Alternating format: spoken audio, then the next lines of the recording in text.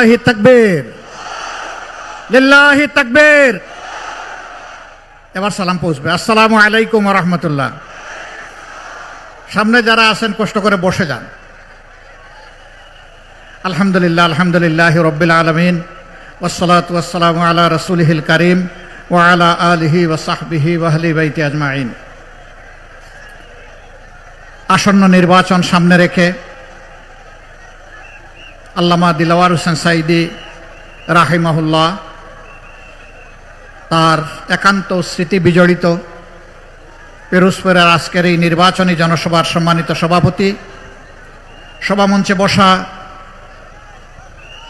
আমার সহকর্মী 11 দলের সম্মানিত নেতৃবৃন্দ, শহীদ পরিবারের গর্বিত সদস্যবৃন্দ, জুলাই যোদ্ধাবৃন্দ, আজকের সমাবেশে উপস্থিত পিরোজপুরবাসী মা এবং বোনেরা, মিডিয়ার সম্মানিত বন্ধুগণ, শৃঙ্খলার দায়িত্বে নিয়োজিত রাষ্ট্রীয় বাহিনীর বিভিন্ন পর্যায়ের সম্মানিত সদস্যবৃন্দ, আমি আল্লাহ তাবারক ওয়া তাআলার শুকরিয়া আদায় করছি।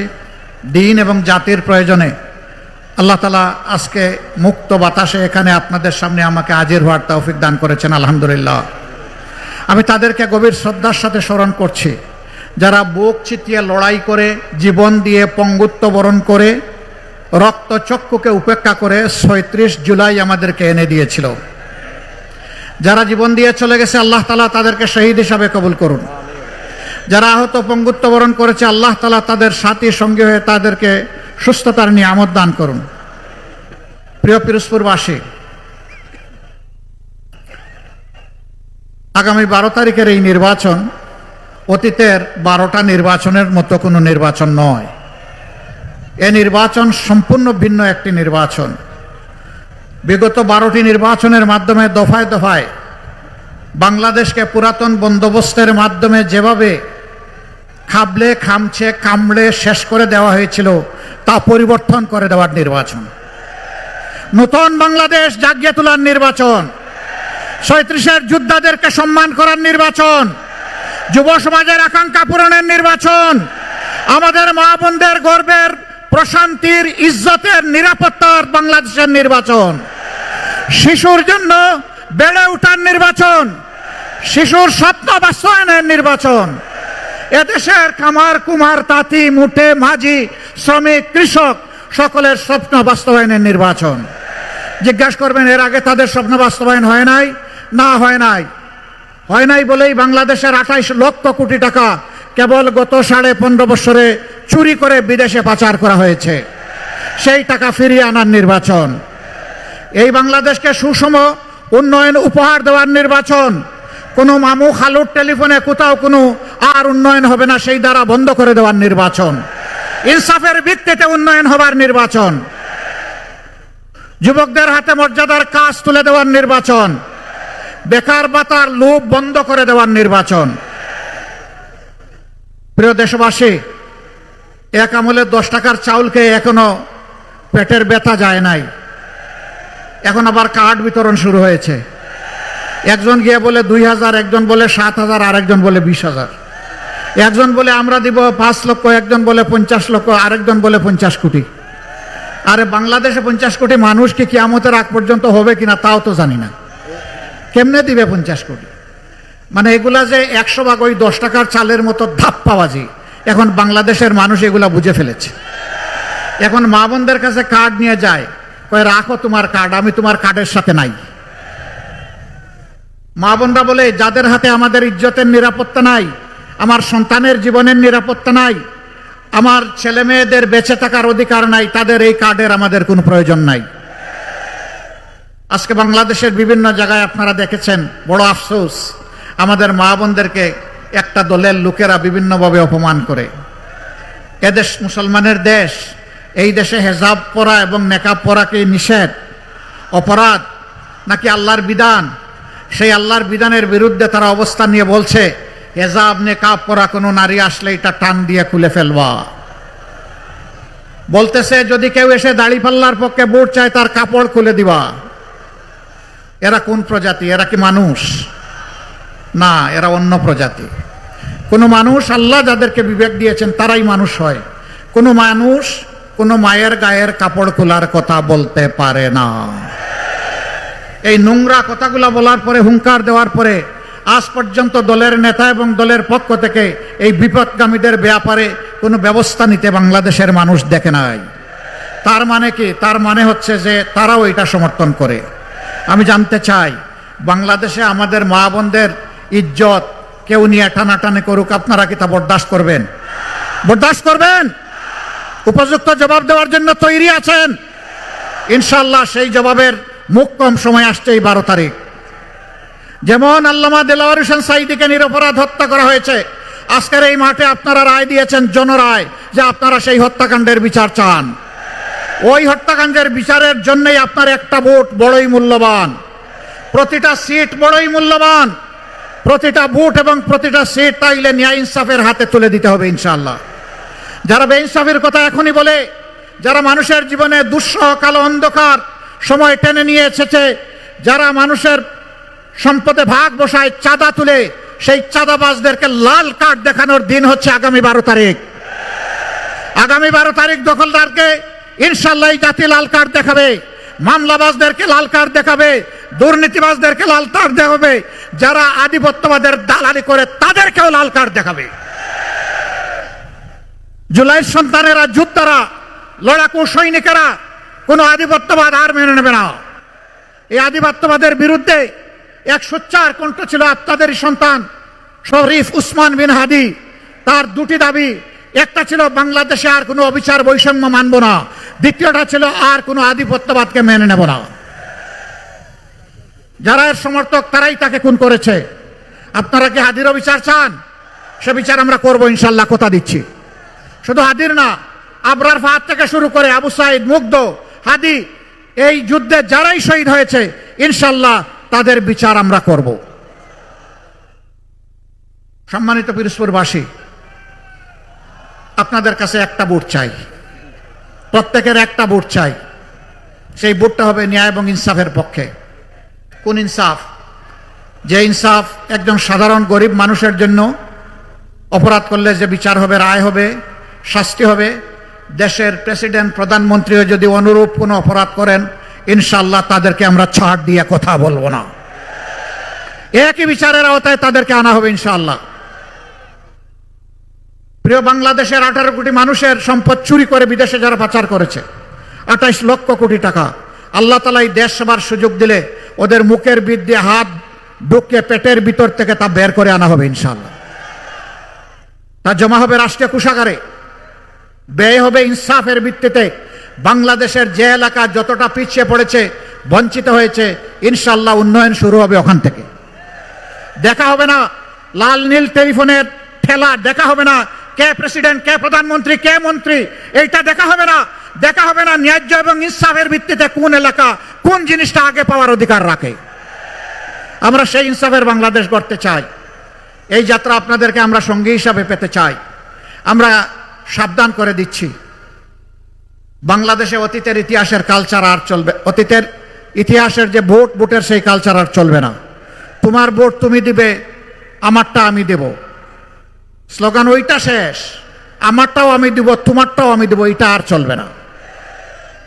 আগামীতে যদি কেউ ভোট চুরির চিন্তা করে অথবা কোনো ইঞ্জিনিয়ারিং এর চিন্তা করে, যত বড় শক্তি হোক আমরা ছেড়ে কথা বলবো না ইনশাআল্লাহ।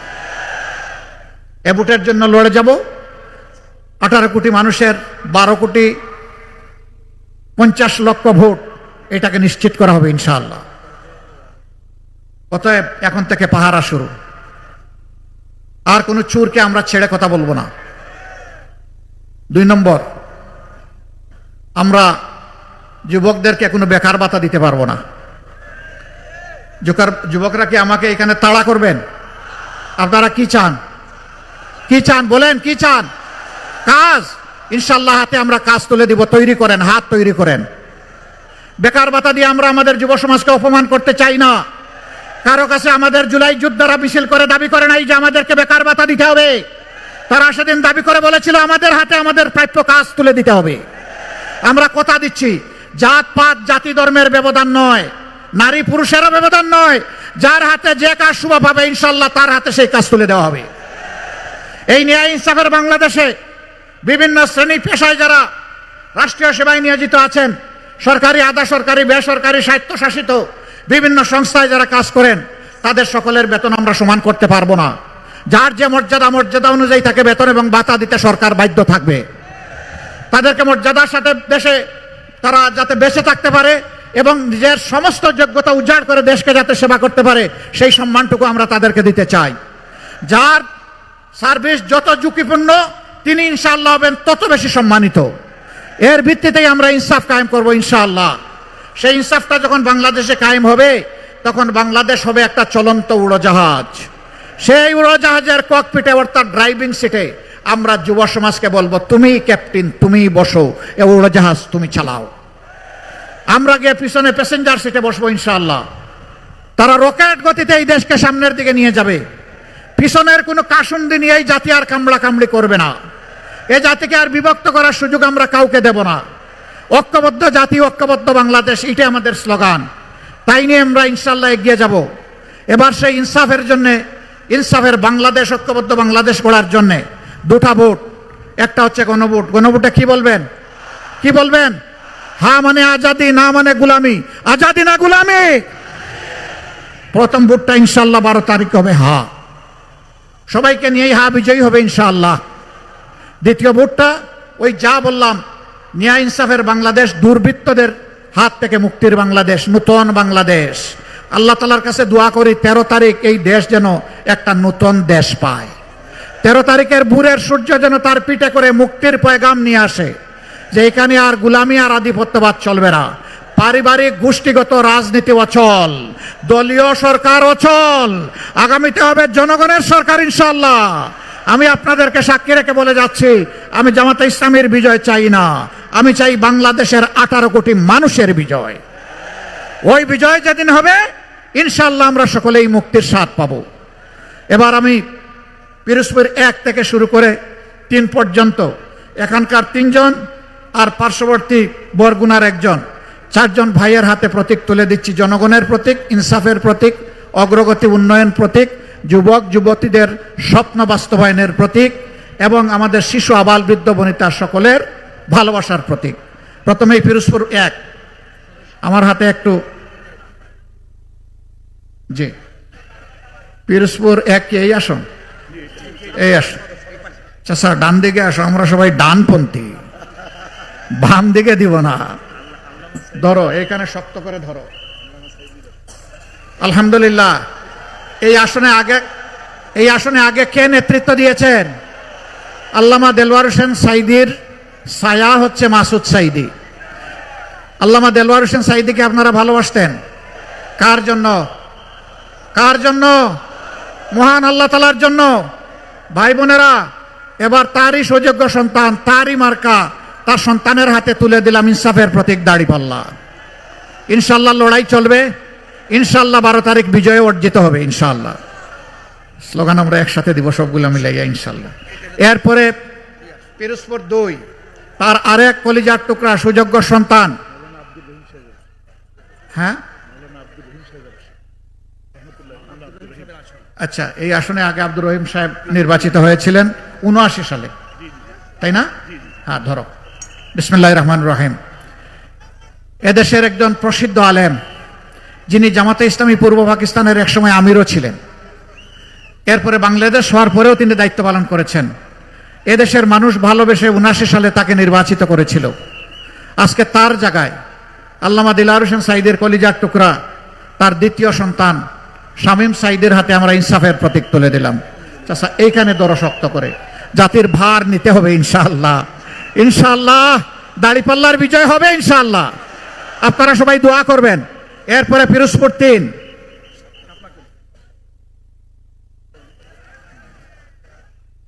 এখানে শাপলার একটা পাতা আছে আর তার উপরে একটা কলি আছে। 12 তারিখ ইনশাআল্লাহ এটা শাপলা হয়ে ফুটবে ইনশাআল্লাহ। ধরো শক্ত করে ধরো।